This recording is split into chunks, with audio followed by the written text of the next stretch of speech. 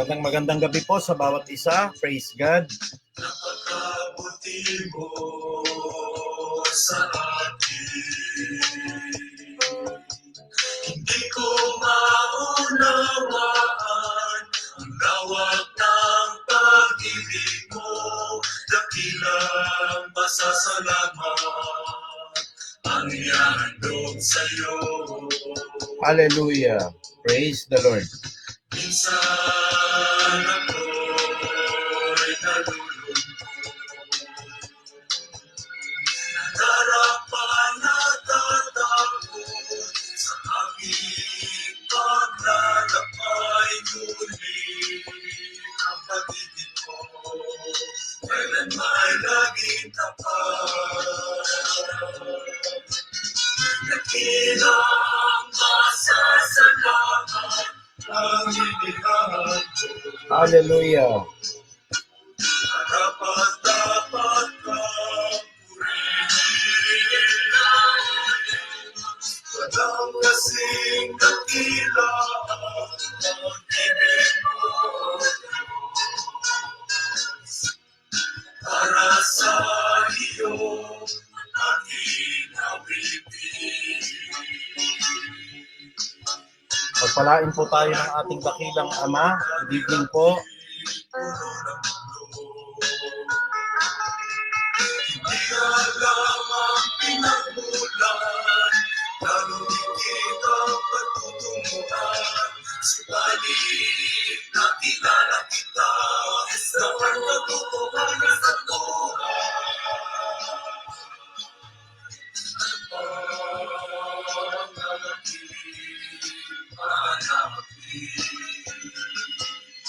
Nakatayong ibigay, tulad mo'y masaganang buhay. Dakilang pasasalamat ang ihahandog ng tunay. Dakilang pasasalamat ang inihahandog. Dapat kang purihin. Walang kasing dakila ang ibig mo. Para sa iyo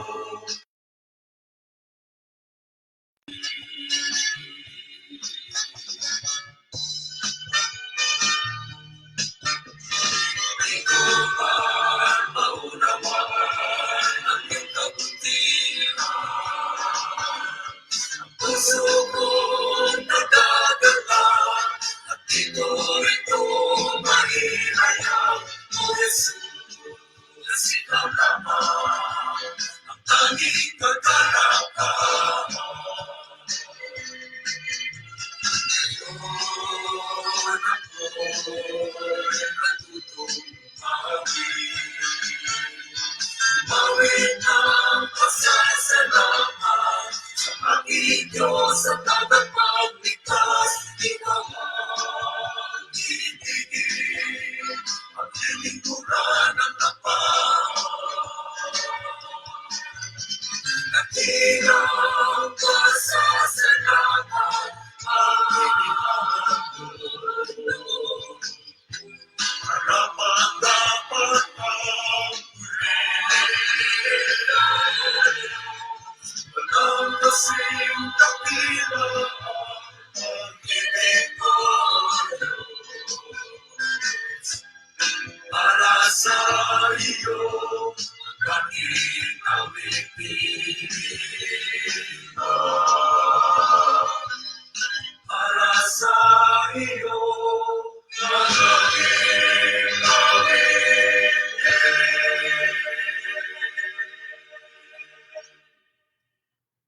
Purihin po ang Panginoong Diyos sa napakagandang awitin po. Dakilang pasasalamat. Mga sinaunang awitin po na talagang pumukaw po sa ating kalooban.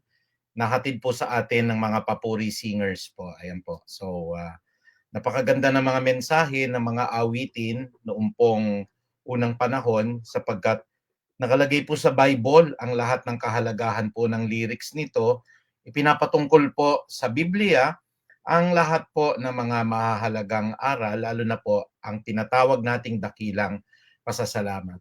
Magandang gabi po at ako po'y bumabati sa akin pong misis ng magandang gabi po sa kanilang opisina habang siya po ay nanonood ngayon. Belated happy birthday po kay Attorney Marlene Bacani, ang akin pong kabiyak. Mahal na mahal po kita, Mami, at nagpapasalamat po ako sa Panginoong Diyos sa idinagdag na naman po niya na isang buong taon last April 25, at patuloy po ang prayer ko na pagyamanin, patuloy po na pagpalain ng Panginoong Diyos ang akin pong kabiyak sapagkat kami po ay nagpapasalamat sa Diyos sa lahat po ng dami ng biyaya po na aming natatanggap. At gayon din naman po ang aking pasasalamat po sa kaarawan ngayon pong araw na ito ni Sister Linda Bilog. Ako po ay nagpapahatid po ng isang mapagpalang kaarawan po sa inyo at nawa po ay mahabang buhay pa ang ipagkaloob po ng Diyos, lalong-lalo na sa atin pong butihin po na may bahay ng atin pong dating pangunahing pastor po o yung ating senior pastor po sa church, si Sister Linda Bilog. I hope po naririnig niyo po ang ating mga mensahe na ipinahahatid po sa inyo, lalong-lalo na po sa atin pong mahal na si Sister Linda. Well, tayo po ay makakapagpahinga bukas dahil tayo po ay may bakasyon ng isang araw. Maligayang kaarawan din naman po sa lahat ng mga manggagawa because it's Labor Day tomorrow at ako'y napapangiti dahil may pagkakataon po ulit na makapagpahinga at patuloy makapag-recharge po ulit para sa mga susunod na araw dahil malapit na po ang final exams at gayon din naman po ang lahat ng ating mga estudyante po nag-graduate. Kaya ako po ay nagpapasalamat at nagpaparating po ng isang mapagpalang gabi po sa lahat ng atin pong mga kababayan, lalong-lalo na ang lahat po ng mga manggagawa. From all parts of the world po, ako po'y bumabati, taos sa aking puso, mula po dyan sa Florida, sa buong Cruz family, kay Sister Lina. Maraming salamat po sa pagtulong po at sa patuloy na blessings na pinagkakaloob nyo po para maipahayag po ang mga salita na ito. We acknowledge po the Cruz family at saka si Ate Lina po na talagang instrumento po sa pagpapahayag po ng salita po ng Diyos. Kaya patuloy ang prayer ko po sa inyo. At ako po ay nagpaparating din po ng pakikiramay sa lahat po ng atin pong mga pinsan dyan po sa Texas dahil po nung nakaraan pong araw ay sumakabilang buhay na po ang kapatid po ng aking ama, si Auntie Cleope po, sa good fight po at patuloy po na nasa mabutit mapagpalang kamay na po ng ating Panginoon. At nawa po loobin ng Panginoon na kami po ay, ako po personally po mismo bilang magko-conduct po ng service ng akin pong yumao na auntie po, kapatid po ng tatay ko, ay loobin nawa po ng Panginoon na makapunta po ako ng Romblon sapagkat sunod-sunod po ulit ang atin pong pag-alis. Tayo po ay didiretsuho ng Tacloban sa Leyte at pagkatapos naman po sa Romblon hopefully po para makapag-conduct tayo po ng eulogy service po, lalong-lalo na sa akin pong auntie. Kaya ako po'y nakikiramay sa buong Esquejo family po dyan sa Texas at gayon din naman po nasa mabuting kalalagayan na si Auntie Cleope po sa habag at awa ng ating Panginoon. At gayon din naman po ang aking pasasalamat sa lahat ng mga tagapakinig po natin dyan sa Ohio, sa buong Bilog family, lalong-lalo na po dyan sa Canada, ang Ramos family po, ang Hiron family po, at gayon din naman po ang buong San family po, sila Eunice po at saka po ang kanyang mister po na si Nico. Magandang gabi po sa baby po ninyo. At gayon din naman po ang atin pong pagpapaabot po ng pagpapasalamat sa lahat ng mga nakikinig nating kapatid diyan po sa London. Magandang gabi po sa inyo. Nawa po ay napapakinggan nyo po ng klarong-klaro ang lahat ng mensahe na ito. Sila Jojo Bilog po, Gutierrez family po. Ako po ay nagpapasalamat din po sa mga kapatid natin sa Middle East, lalo na sila Paulo, sila Shed, sila Kisha Amara. Magandang gabi po, Sister Aster. At muli po ay nagpapasalamat tayo. Nawa po ay very vibrant at maliwanag at klaro po ang lahat ng mensahe na atin pong mapapahayag ngayong gabi. Dahil mahalaga po ito, tayo po ay pag-aaral po ng eschatology po o yung daan patungo po sa kawakasan. Ayan po, maganda yung serya natin kasi ang ating mga topics po ay kukunin natin sa aklat ng pahayag or revelations na rarely po ay tinatalakay sa pulpit or rarely po na pag-aaralan sa mga Bible studies. Pero kailangan hong himay-himayin natin para po ang isang lingkod ng Diyos ay handa, properly equipped po siya, at alam niya po ang mga kaganapan ng pangyayari, lalong-lalo na sa kawakasan po ng mundo.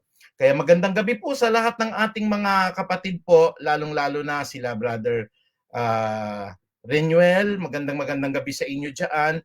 Sa lahat po ng buong pamilya po ni Ate Ellen po, sila Ivan, kamusta na po kayo? Kamusta sila Alex Dungo, sila Len Dungo, sila Sean, bunso niyang kapatid po.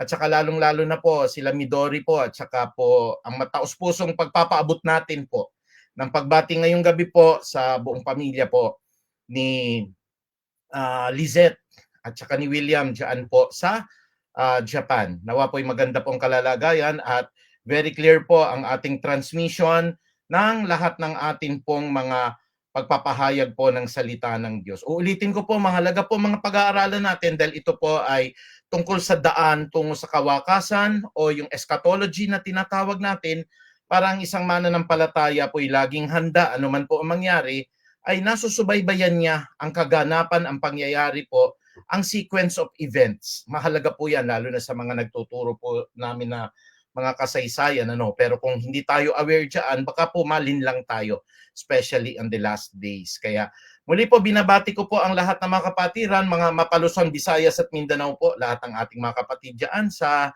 Peace of Harvest Christian Ministry. Ako po'y bumabati sa inyo ng isang magandang gabi at pinararating ko po lalong-lalo na taos-puso na pagbati kay Georgie sa lahat po ng mga taga-Puray Christian Church po. Pagpalain po si Sister Emmy. Maraming salamat po doon sa pasalubong na biskwit ho. At may breakfast tayo palagi, courtesy po ni Sister Emmy. Magandang gabi po kay Sister Cor Absede at kay Sister Minda sa buong sambahayan po ni Sister Cor. Sister Maribel Reybuenan po, isang mapagpalang gabi po sa inyo at nawa po'y napapakinggan nyo po ng maayos at klaro po ang pagpapahayag ng salita ng Diyos.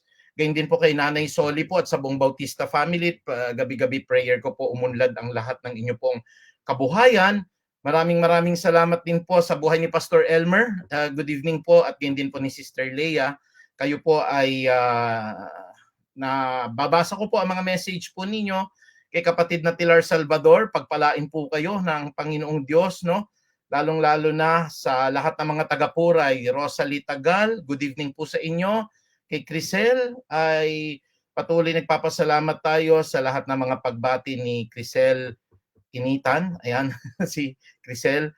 At si Royce Reybuenan po, pagpalain po tayo ng Panginoong Diyos. Si Aljon Llorente po, magandang gabi po.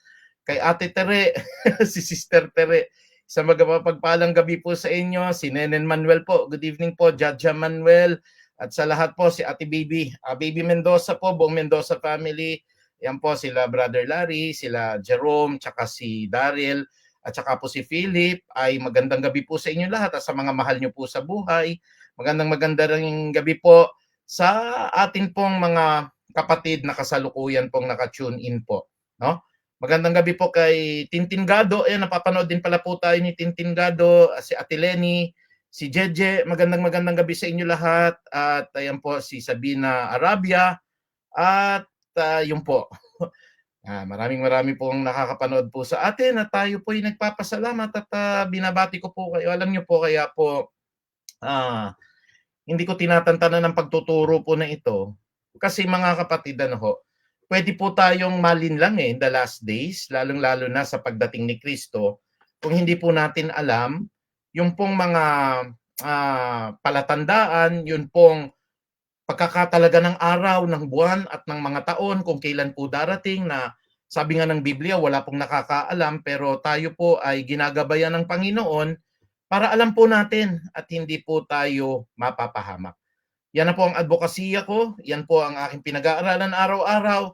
Kahit ako po ay nagpapahinga, binubuklat ko po ang Biblia po para matulungan ang lahat ng ating mga kapatid na maitama po ang mga landas na lalakaran po at lalo tigit po maging instrumento tayo kahit sa maliit na kaparaanan po, ituro po para hindi po malilinlang ang mga kapatid lalo na sa muling pagparito ni Kristo. Kaya po ang topic natin ngayong gabi ay pinamagatan po natin, Daan sa Pagbabalik ni Jesus. Daan sa Pagbabalik ni Jesus. Alam niyo po, gagawin ko pong serye ito para marami pong matuto at marami po talagang maliwanagan, lalong-lalo na sa mga kapatid po na maaring nagtatanong, Pastor, kailan ba darating si Kristo? Ano po ba yung mga palatandaan? Yan yung mga magagandang mapag-aralan ho. Ano po yung tinatawag nating 7 taong kapighatian or 7 years tribulation? Ano ho ba yung tama ho? Mararapture po ba ang mga Kristiyano bago dumating po ang 7 taong kapighatian? Nasa kalagitnaan ba nung tinatawag nating 7 taon na kapighatian bago mararapture o dadagitin ang mga mananampalataya? O daranas muna po ng mabigat na pagsubok ang lahat ng mananampalataya at matatapos po ang 7 years tribulation bago po sila dadagitin at bubuhayin na maguli ang mga patay. At pagkatapos po ng 7 years tribulation, ano po yung 1,000 pamumuno o pamamahala, yung millennial rule ni Jesus Christ? Mga kapatid, yung mga bagay po na yan, kailangan ho'y pinag-aaralan natin, ano ho? Kasi pag hindi natin po alam yung mga sequencing, pag hindi po natin alam yung mga palatandaan po niyan, baka isa po tayo sa mga malinlang, lalong-lalo na, no? Baka po sa puso natin, ano ba yung millennial na tinatawag, Pastor? Ano ba yung 1,000 paghahari? Tayo ho ba'y dadagitin muna? Ang Antikristo ba'y darating na? Kailan ho ba yung Battle of Armageddon na tinatawag natin o yung digmaan po ng Gog at Magog na sinasabi sa Biblia? Sino po, Pastor, yung 12 po na nakaupo sa trono? Okay? Doon po sa harap ng Diyos po. At ano-ano po ang simbolo ng 4 na nilalang? Alam po kasi, alam niyo po, no? Hindi ko po masyadong pinagtutuunan ng pansin sa mga preachings po yan at lalo't higit po sa mga Bible studies, ano ho, dahil ang pinapakilala ko po muna ay matumbok ng isang mananampalataya ang daan tungo sa kaligtasan. Pero hindi rin po pwede na hindi po yan maituro dahil ang pagpapasakop po kay Kristo, pagpapasakop po ng lahat ng kanyang aral. Di natin pwedeng hindi ituro po yung 7 years tribulation. Yung son of perdition na tinatawag natin ho, o yung lalapastangan po doon po sa trono ni Kristo, hindi natin pwedeng hindi ituro po yan dahil yan po yung mga palatandaan. Hindi natin ho pwedeng pawalang bahala po, isatabi na lamang po ang mga aral po tungkol po sa tinatawag nating 1,000 millennial reign. Ano ho? Ano ba ho yung stand ng church natin? Pre-millennial po ba tayo? Mid-millennial po ba tayo? O post-millennial po ang atin pong stand dyan? Ano pa man po ang mga iba-ibang interpretasyon po sa Biblia, mahalaga po na ito'y ituro ng kabuuan po ng may pag-ibig sa kapwa para hindi po malilinlang. Kaya yung mga susunod ko po na serye na gagawin sa habag at awa ng Panginoon ay pumapatungkol po sa daan tungo sa katapusan ng sanlibutan. Ayan po. So, eschatology po ang tawag diyan at matututunan niyo po mga kapatid sa habag at awa ng Panginoon ano po yung tinatawag nating 7 years tribulation, ano po yung tinatawag natin po na millennial rule of the Lord Jesus Christ, ano po yung tinatawag natin na white throne judgment at saka yung Bema judgment seat of Christ. Ayan. So, mahalaga po lahat ng mga tinutukoy sa Revelation po at sa pahayag ay sa mga serye po natin, lalong-lalo na ngayong buwan po ng Mayo, mapag-aralan natin. Sa ngayon po, ang topic ng ating pag-aaralan po ay daan sa pagbabalik ni Jesus. Sabihin nga ho natin at i-type natin, daan sa pagbabalik ni Jesus. Yan. Alam nyo po, lahat ng Kristiyano dapat alam po yung daan. Kasi po pag hindi natin alam yung daanan ng kanyang muling pagbabalik, i-anticipate lang natin ho. Anytime pwedeng dumating, anytime pwede hong nandiyan na po siya. At nagbigay po ng paalaala ang Panginoon na hindi tayo malilinlang po dito po sa kanyang ipinagkaloob po sa atin na mga palatandaan. Dahil ito pong daanan na ito ay tumutungo ho doon po sa mga pangyayari o yung mga events at yung mga makikita po nating palatandaan daan sa pagbabalik po ni Jesus. Ayan. Kaya po muli, nilalagay natin po rito ang daan sa pagbabalik po ni Jesus. Yan. At bilang pasimula po, mahalaga ang prayer natin, kaya dinadalangin natin ng bawat isa po na mabuksan ang puso at patuloy na mapatawad tayo ng Panginoon sa lahat ng ating nagawang kasalanan. Tayo po lahat ay tumungo sa pananalangin. Magandang gabi po sa inyo, Ama naming makapangyarihan, at patuloy kami na lumalapit at nagpapakumbaba. Linisin niyo po ang aming puso upang maging karapat-dapat po kami na magbigay po ng pinakamataas po na papuri, na pasasalamat sa inyo sa gabi na ito na kami po, Panginoong Ama, ay naghahatid po muli ng inyo pong mga aral. Ituro niyo po sa lahat ng mga nakikinig, Panginoong Diyos, ang tamang hakbangin po para makita namin po ang inyong mga palatandaan ng muling pagparito at hindi kami magkamali, hindi kami malinlang, at hindi po kami, Panginoong Diyos, mabiktima na kung sino-sino pong nagpapahayag na ikaw po ay darating na sa mga susunod na araw. Maging mapanuri po kami, maging handa po kami, maging matatag po kami sa aming pananalig. Hindi naman po, hindi po kami perpekto. Kaya po kami lumalapit at nagpapahugas, nagpapalinis po ng aming mga puso upang sa ganang amin po ay maging karapat-dapat kaming tumanggap na mga aral na ito at ang karunungan po at pagpapakumbaba ni Kristo ay makita po sa buhay po ng bawat mananampalataya. Maraming salamat po, Ama. Turuan niyo po kami ngayong gabi na ito sa mahalagang aralin na ito. Ang pinakamataas na papuri at pagdakila po ay tanging sa iyo lamang po, sa banal po na pangalan ni Jesucristo. Amen at amen. Pagpalain po tayo ng ating Panginoong Diyos. Isang magandang gabi po kay kapatid na Demalin at kay kapatid na Marlo. Ayan po. Sa lahat po ng nagpa-participate po dito po sa ating pong mga nagsusulat po sa atin pong mga chatroom, magandang gabi po sa inyong lahat.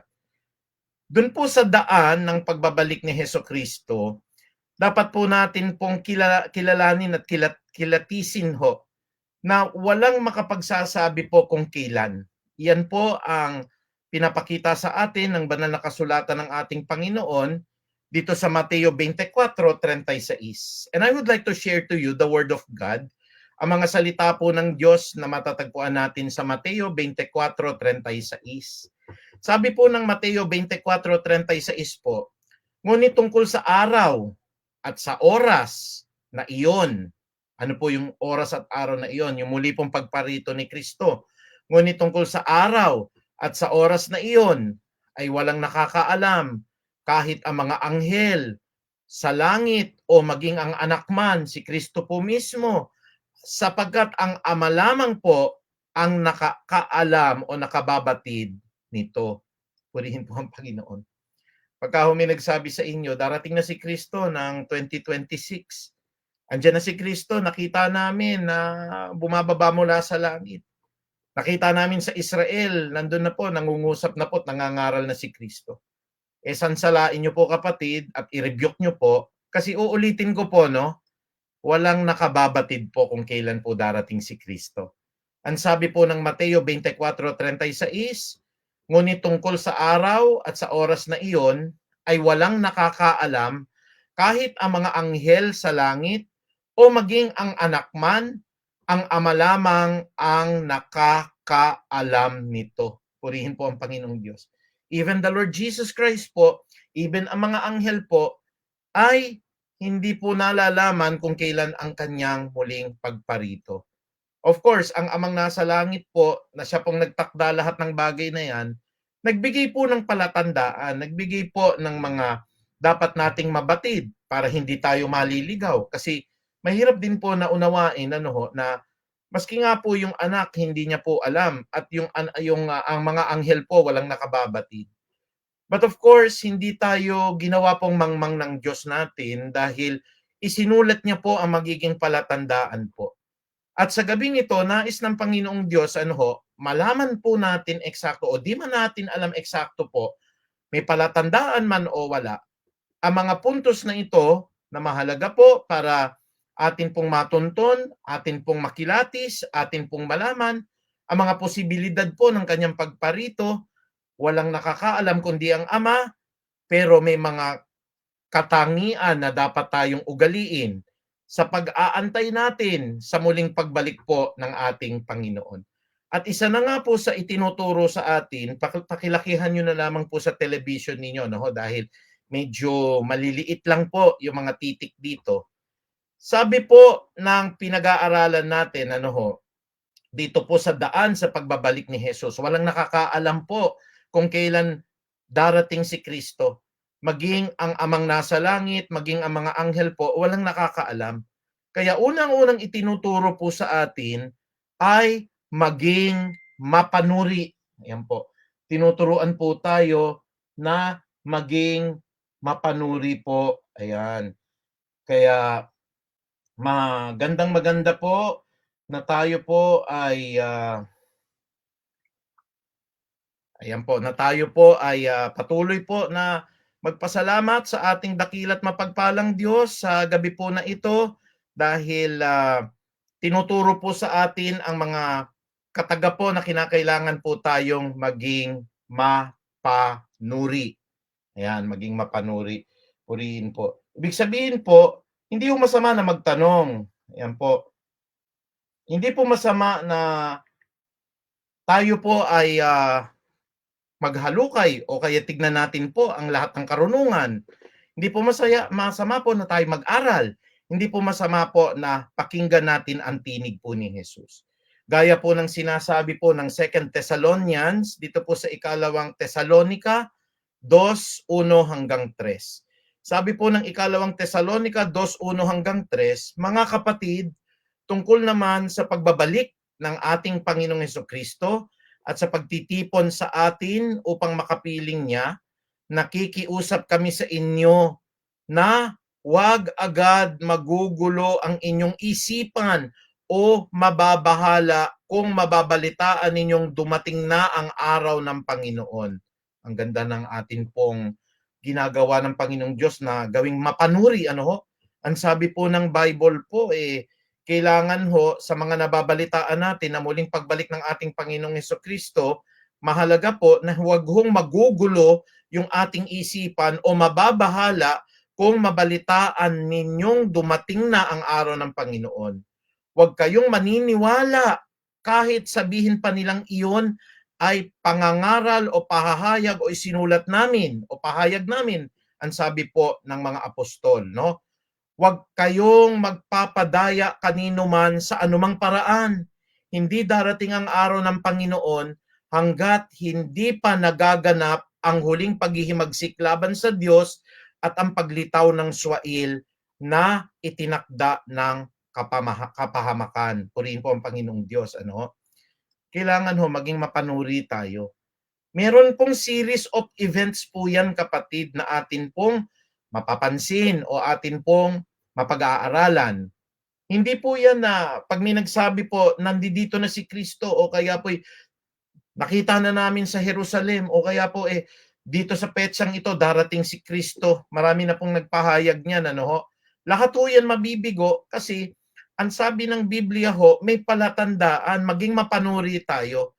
Sabi ng ikalawang Thessalonica 2:3, huwag kayong magpapadaya kanino man sa anumang paraan, sapagkat hindi darating ang araw ng Panginoon hanggat hindi pa nagaganap ang huling paghihimagsik laban sa Diyos. Meron pong matinding digmaan na magaganap. Ito po yung huling paghihimagsik, na kung saan ang mga bansa po ng buong mundo po ay titipunin po ng Antikristo. Yung pong tao na yun natitindig at pagkakaisahin niya po yung pamahalaan at mga gobyerno po ng iba't ibang mga bansa. Tatayo yan sa Jerusalem, kapatid, doon po sa banal na templo ng Diyos. Ipoproklama niya po na siya po ang Diyos ng mga Diyos at Panginoon ng mga Panginoon. At pag yan po ay naganap, mga kapatid, yan po ay magaganap po after ng sinasabi natin pong matinding kapighatian. At after ng matinding kapighatian na yan, mga kapatid, dun po lalabas itong tinatawag natin na son of perdition po, o ito pong luluklok doon po sa trono po ng Israel, doon po sa banal na templo ng Israel, para po labanan ang ating dakilang Diyos. Pero Ano man po ang kapangyarihan ng taong ito o ano man po ang lahat ng kanyang mga gagawing milagro o kaya yung kanya pong panlilinlang na gagawin, nananatili po ang Diyos na makapangyarihan, nakaupo sa kanyang trono at hindi kailanpaman matitinag. Kaya yan po ang aking sinasabi po sa inyo, huwag tayong matatakot, huwag kayong magpapadaya kanino man sa anumang paraan. Maging mapanuri po tayo. Tignan nun natin na nandiyan na ba po yung lahat ng mga palatandaan? Nandiyan na ho ba ang lahat po ng sinasabi po na mangyayari ng Biblia? At hindi po darating ang araw po ng muling pagparito ni Kristo hanggat hindi pa po nagaganap ang huling paghihimagsik. Yung pong digmaan po ng Gog at Magog na tinatawag po natin. Ito po yung paghihimagsik laban sa Diyos at yung paglitaw po nung Swail, yung Antikristo, yung pong kakalaban sa Diyos. Ayan po. So sa ngayon mga kapatid, hindi natin po alam. Nandiyan na yung mga palatandaan. Pero ang dapat lang nating isagawa po sa ating mga puso, manalig tayo sa sinasabi ni Kristo, manampalataya tayo, huwag tayong matakot kahit naririyan na siya. Greater is He who is in me than he who is in the world. Yan po ang palagi nating tatandaan, maging mapanuri po tayo at alamin natin po ang lahat ng mga palatandaan na ito. At bilang isang mananampalataya, hindi pa po pala natin na mamalayan o natsetsempuhan po yung pagdating po nitong mga iba't ibang uri po ng mga palatandaan po. Except nakakakita tayo sabi po sa Matthew 24, alingaw-ngaw na mga digmaan. Nandiyan na po yung mga palatandaan po ng iba't iba pong mga balita na mga paglilindol sa iba't ibang bahagi ng mundo. Nakita nyo na po yung nangyari sa Thailand, sa Myanmar. Nakita nyo po mga kapatid yung alingaw-ngaw ng digmaan, yung China laban sa Taiwan, yung Ruso laban sa Ukraine, yung mga Israelita laban sa mga Palestino. Lahat po yan laganap na kapatid, and these are the signs of the birth pains na malapit na pong dumating ang ating Panginoong Hesukristo. Dapat ho ba matakot ang isang mananampalataya? Kailangan ho ba kabahan siya? Hindi po ganun ang tinuturo ng Diyos. In fact, ang sinasabi po sa atin ng Biblia, maghintay po tayo. Hihintayin natin yung tinatawag natin pinagpalang araw na ito. Kasi hindi po lahat makaka-witness po As we wait for our blessed hope, ano po yung pinagpalang araw po na ito?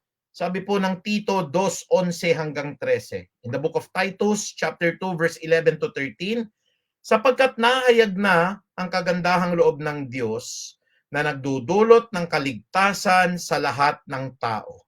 At itong nagtuturo sa atin na talikuran ang makamundong pamumuhay at damdaming makalaman at mamuhay tayo sa daigdig na ito nang may pagpipigil sa sarili, matuwid at karapat-dapat sa Diyos. Habang hinihintay natin ang pinagpalang araw ng ating inaasahan, at ito ang araw na mahahayag ang kalwalhatian ng ating dakilang Diyos at tagapagligtas na si Hesukristo. Purihin po ang ating Panginoong Diyos. Ano po ang sabi ng verse 13? Habang hinihintay natin ang pinagpalang araw na ating inaasahan, as we wait for the blessed hope of the coming of the Lord Jesus Christ. Kaya napakaganda po, Alam niyo po yung daan sa pagbabalik ni Jesus, ang unang-una pong pinapakita sa atin, wala pong nakakaalam.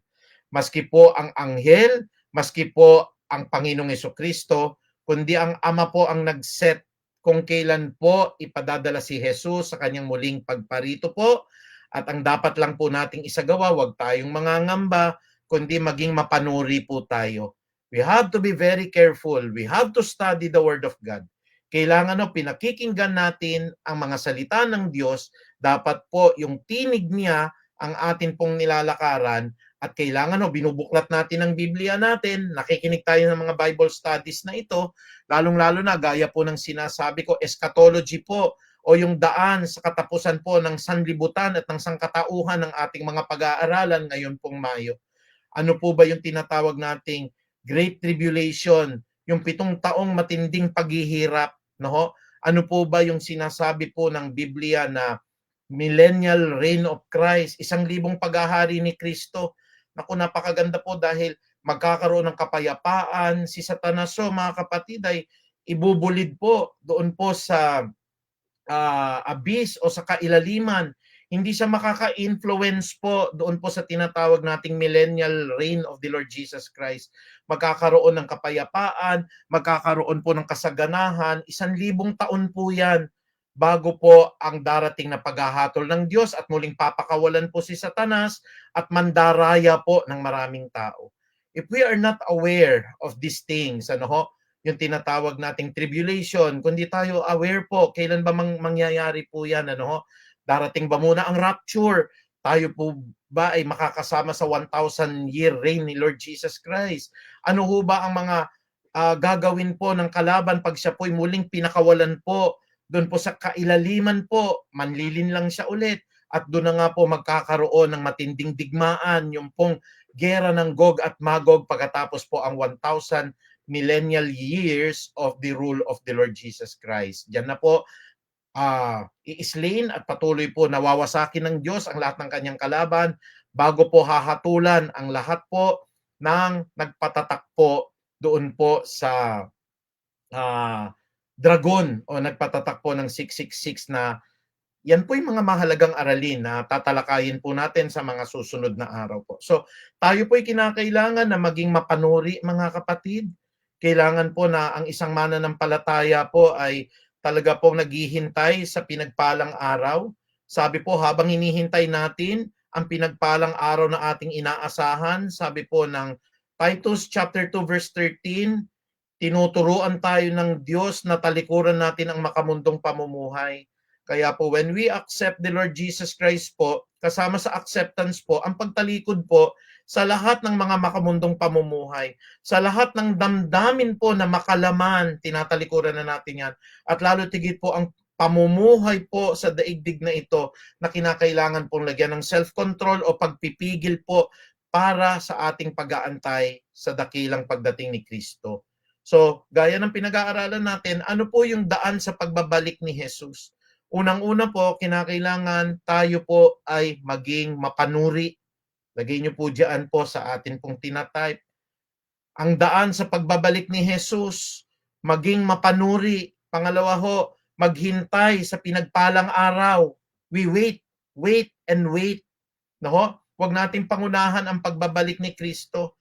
Maging mapanuri tayo, maghintay tayo sa pinagpalang araw, at habang naghihintay ho tayo, consistency ho, magpatuloy tayo sa pinagagawa ng Diyos. Magpatuloy.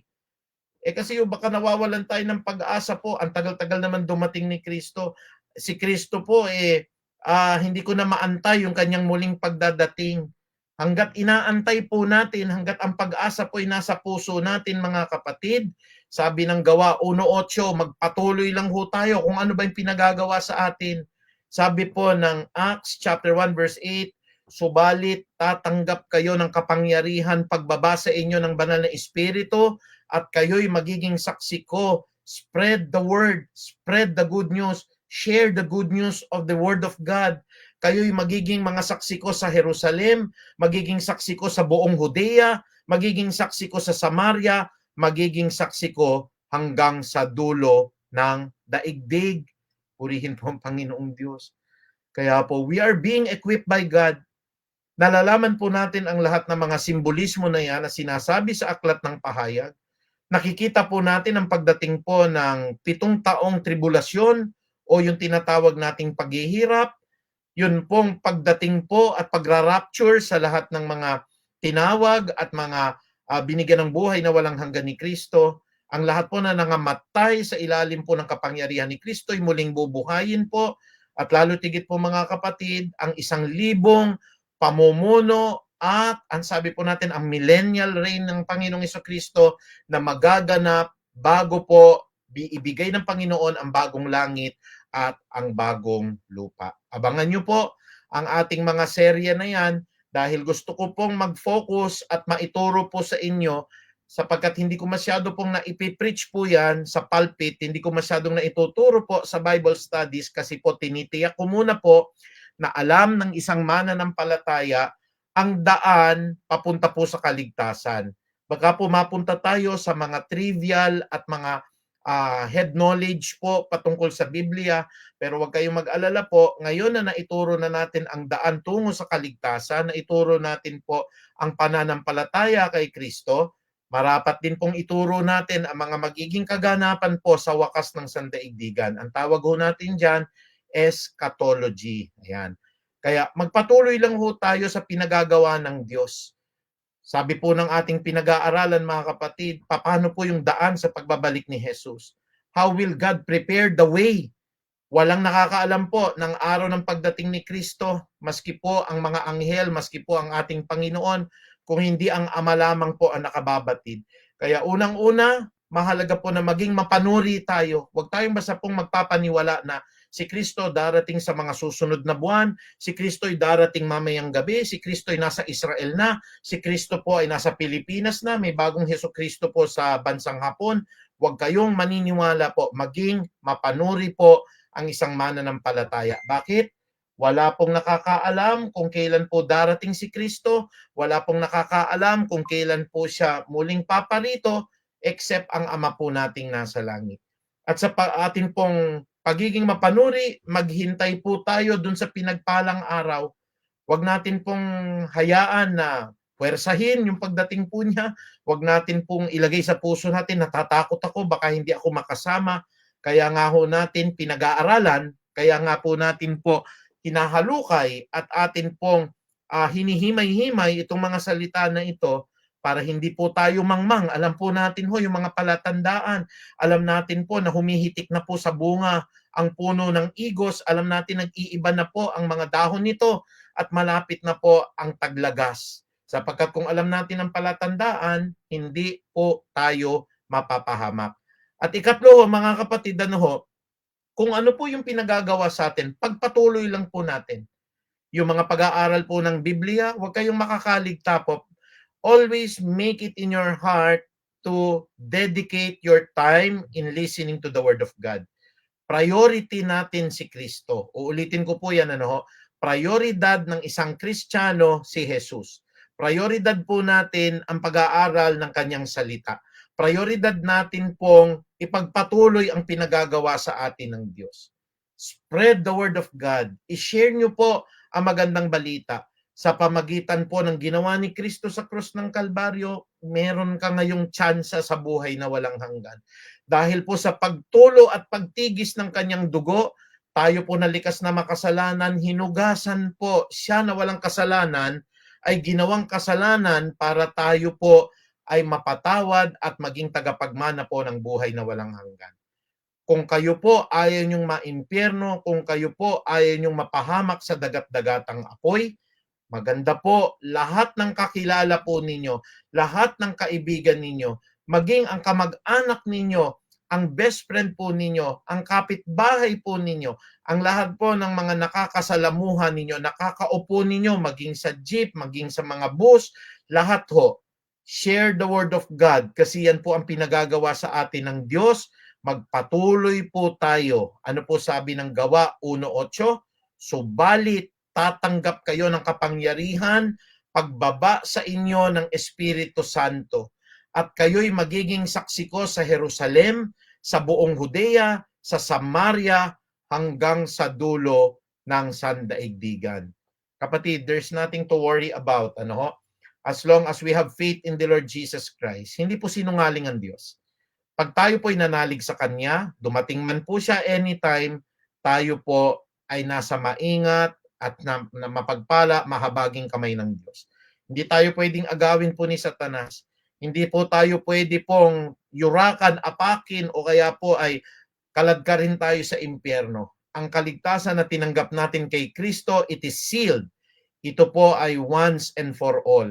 Ito po ay hindi pwedeng bakliin o wasakin o sirain o apakan o ang gawin ng kalabay, kaladkarin tayo, hindi po. Sapagkat nananatili po ang kapangyarihan ng Diyos sa atin at anuman ang mangyari, basta po magpatuloy lang tayo sa pinagagawa ng Diyos, safe po tayo.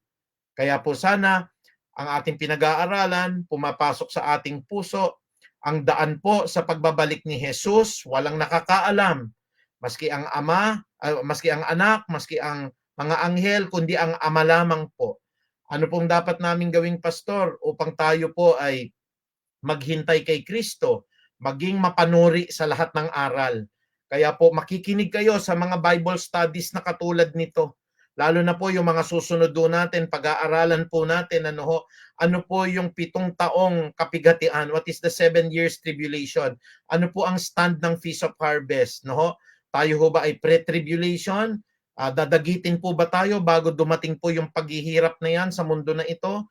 Kalagitnaan ba makakaranas po tayo pagkatapos bigla pong mararapture tayo, o kaya pagkatapos na po ng dinaanan nating paghihirap tsaka po tayo dadagitin ng Diyos? At pagkatapos po niyan, mamumuno po si Kristo ng 1,000 taon. Ganun ho ba, Pastor? Kaya ho, mahalaga nakikinig, nag-aaral, nagsasaliksik, at patuloy natin pong alamin sa mga susunod na aral po yung mga yan. Ika-4, mga kapatid, hindi lang tayo nagpapatuloy po sa gawain ng Diyos, mahalaga yung paghahanda. Kasi nakakalimutan natin kuminsan, paano ba maghahanda? Sabi ng Matthew chapter 24 verse 32 to 33. Pakinggan niyo po lahat po ng mga taga-subaybay natin. Ang sabi po ng Mateo 24:32 hanggang 33, unawain ninyo ang aral mula sa puno ng igos. Yan po, fig tree. Ang sabi po dito, kapag ang sanga nito ay umuusbong at nagkakadahon na, alam na ninyo na malapit na ang tag-araw. Gayon din naman, kapag nakita ninyo ang lahat ng ito, malalaman ninyong malapit na siyang dumating at halos naririto na. Alam niyo po, nung ako po ay nag-aral po sa Korea, napansin ko po yung mga dahon ho doon, lalo na yung tinatawag nilang maple tree. Yung maple tree po, yan po yung puno na sumisimbolo po sa Canada. Meron yan sa Korea po eh. Pagka po yan ay nagkulay orange na, mga kapatid, at konti-konting naglalagas na, mai-interpret nyo po yan. Yan ay usually buwan ng Oktubre papunta ho ng Nobyembre. Magiging kulay orange po yung kanyang dahon at konti-konting mahuhulog po starting September. Kaya ang tawag ho nila dyan fall. At pag nag-fall na po yan at nawala na po yung mga dahon-dahon yan, yung fig tree na po yan, o kaya yung pong tinatawag nating maple tree, magiging puro sanga. Pagkatapos po ng buwan na yon, malalaglag ho ang mga yelo. Ibig sabihin po, we can interpret kung ano po mangyayari sa pamamagitan po ng ipinapahayag ng mga puno. Kapag ho namumulaklak na ulit ho, lumalabas na po yung dahon, papalapit na ng papalapit po yung tag-araw o yung spring na muna ho bago dumating yung tag-araw, at makikita natin patapos na po ang taglamig o ang winter. Gayon din naman po ang sinasabi po sa banal na kasulatan ng ating Panginoon, kailangan ho naghahanda po tayo sa muling pagbabalik po ni Kristo. Sabi po ng Matthew chapter 24 verse 32 to 33, sa Mateo 24:32 hanggang 33, unawain ninyo ang aral mula sa puno ng igos. Kapag ang mga sanga nito ay umuusbong na at nagkakadahon na, alam ninyo na malapit na ang tag-araw. Gayon din naman, kapag nakita ninyo ang lahat ng ito, malalaman ninyong malapit na siyang dumating at halos naririto na nga. We have to learn from the signs of the ages. Dapat ho, yung palatanda ang nakikita natin sa ating mga paligid. Pag binasa nyo po yung Matthew chapter 24, buong Matthew chapter 24, that's going to be your assignment. Makikita nyo na andun na po ang mga palatandaan. Pag binasa nyo po, mga kapatid, yung pong 2 Timoteo, doon po sa 3:1 patuloy, makikita nyo kung ano po magiging ugali ng mga tao in the last days. Ito na ho. Nandito na ho halos ang pagkatok ni Kristo sa pintuan. Pero wala pa ho rin nakakaalam, hindi natin alam kung mamayang gabi o bukas o sa mga susunod na araw. Kaya po, pinaghahanda po tayo. Gaya po nung parable of the 10 virgins, yung 5 po, naghanda, nagdala po ng kanila pong mga langis, nagdala ng kanilang lampara, yung 5 naman ho, hindi ho nagdala ng kanilang mga langis. At bumili pa ho sa labas, dumating na po yung kanilang pinakapinunong lalaki ho, pagdating ho'y sinaraduhan sila ng pintuan Kaya nakapaghanda ho ba yung 5 birhen ho? Hindi ho. Ang nakapaghanda lamang po yung 5 na nagdala po ng kanilang langis at ng kanilang sisidlan. See?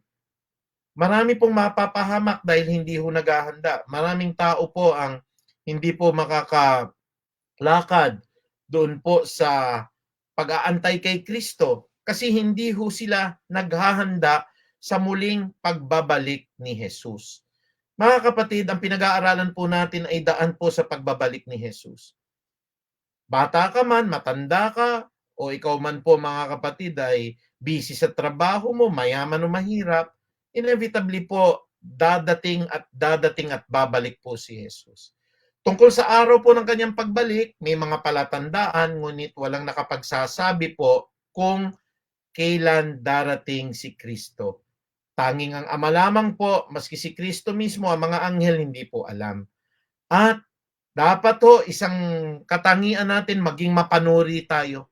Tignan natin po yung mga false prophet, pag-aralan natin, iwaksi natin ho, pagka ho hindi tama yung kanila pong mga itinuturo, at kung ano po yung napapakinggan nating tama, tanggapin natin, lakaran ho natin.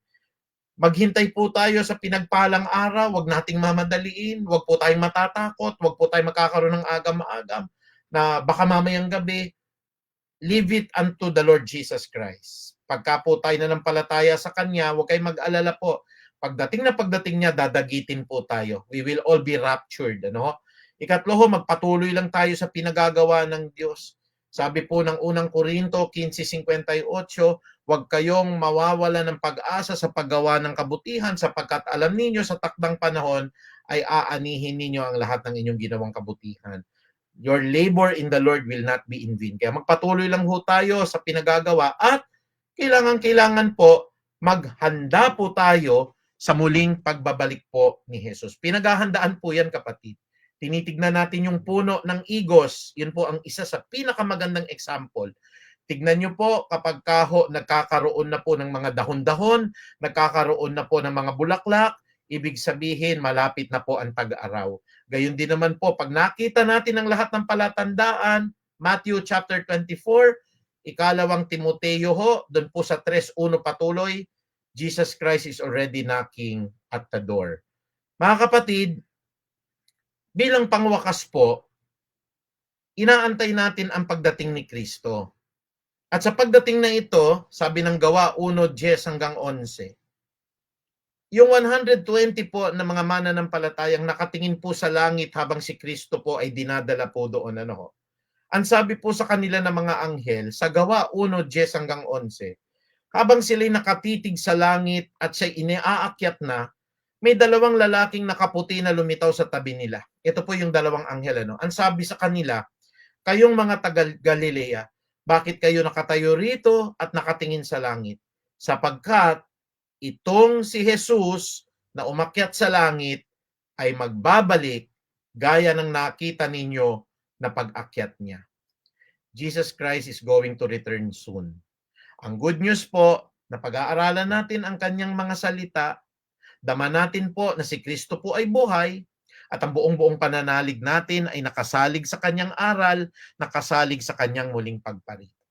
Kaya may mga ngiti po ang labi natin, tayo nagsasama-sama sa mga munting aralin na ito kasi ine-expect natin ang muling pagdating ni Kristo. Sabi po ng dalawang anghel doon po sa 120 po na ng mga disipulo na nakasaksi sa pag-akyat ni Kristo sa langit, itong si Jesus na umakyat sa langit ay magbabalik gaya ng nakita ninyong pag-akyat niya.